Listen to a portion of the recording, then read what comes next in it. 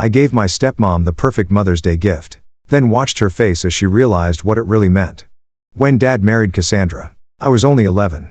Mom had been gone for just over a year. Melanoma had taken her in less than 3 months. One day she was talking about a headache, and 82 days later, I was standing at her grave, wearing a black dress that still had the price tags dangling inside.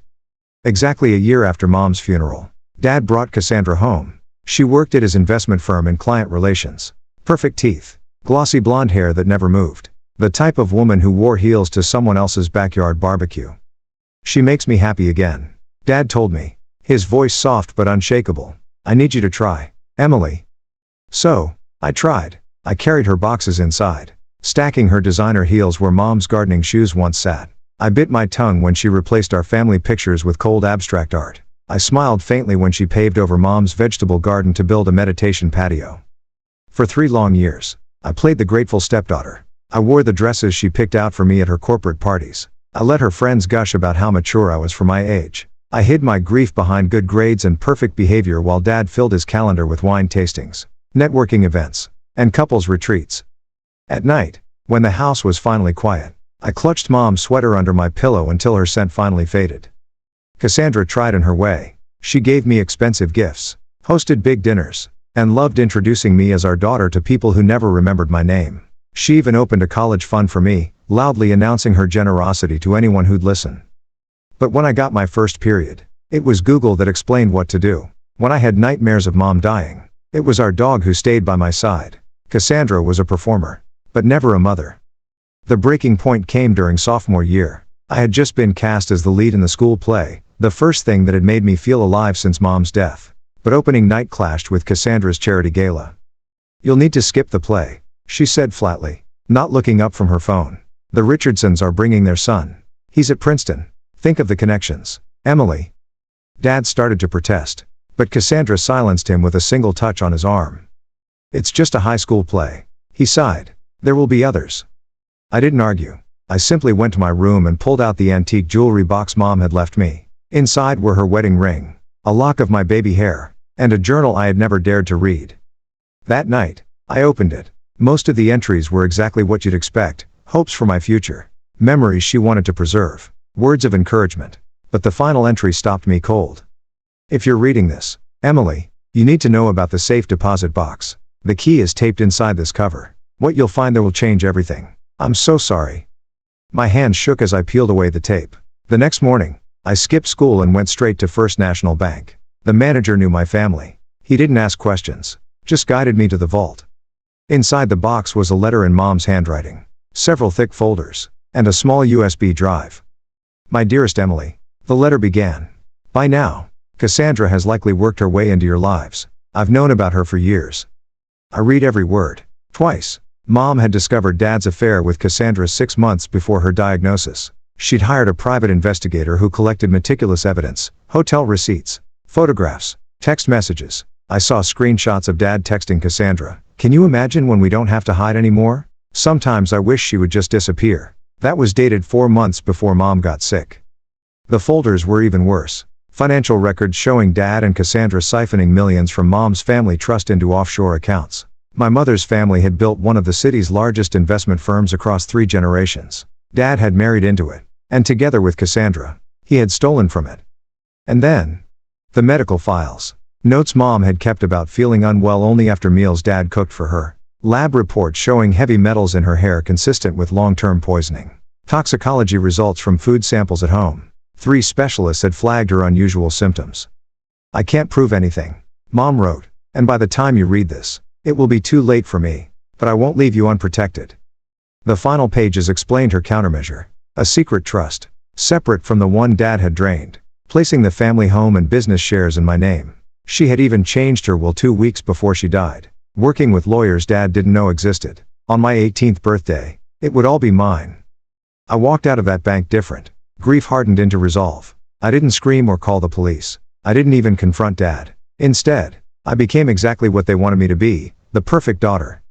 For the next 2 years, I smiled through their events, joined the clubs they suggested, wore the clothes Cassandra picked, and every night, I documented everything: secret recordings, photographs of Dad's files, notes on every business deal.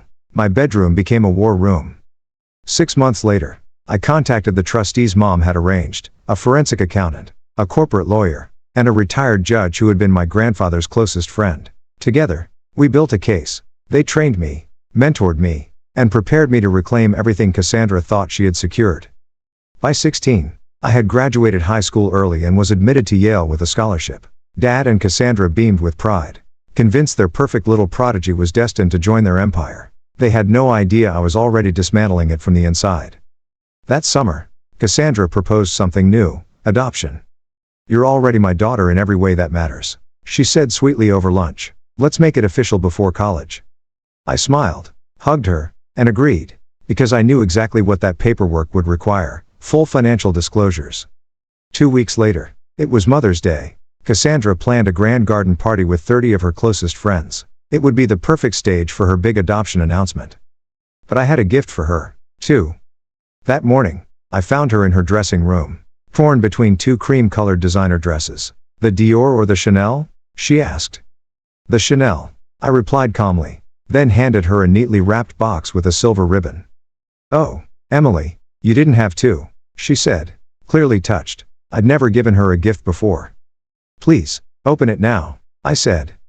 Inside was a leather-bound book, gold embossed on the cover, "A Daughter's Gratitude." Her eyes softened. She clearly expected sentimental photographs and letters. But when she opened it, the first page was a photo of Mom, smiling. "What is this?" she asked. "Keep reading," I said.